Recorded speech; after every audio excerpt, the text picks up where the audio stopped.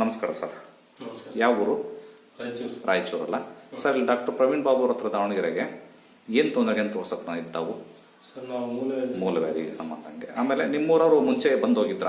ಹಾಂ ಸರ್, ಏನು ತೊಂದರೆ ಬಂದೋಗಿದ್ರು ಅವರು? ಅವ್ರಿಗೆ ಬೆನ್ನು ನೋವು ಇದೆ ಅಂತ. ಎಷ್ಟು ವರ್ಷಗಳಿಂದ ಇತ್ತು ಅವ್ರಿಗೆ? ಅವ್ರಿಗೆ ಒಂದು 2-3 ವರ್ಷದಿಂದ ಇತ್ತು. ಈಗ ಹೇಗಿದ್ದಾರೆ? ನಮ್ಮಲ್ಲಿ ಟ್ರೀಟ್ಮೆಂಟ್ ತಗೊಂಡೋಗಿದ್ದಾರೆ, ಫುಲ್ ಆರಾಮಾಗಿದ್ದಾರೆ, ಈಗೇನು ತೊಂದರೆ ಇಲ್ಲ. ಹಂಗಾಗಿ ಅವ್ರು ಹೇಳಿದ್ದಕ್ಕೆ ನೀವು ಮೂಲವ್ಯಾಧಿಗೆ ತೋರಿಸ್ಲಿಕ್ಕೆ ಬಂದ್ರಿ.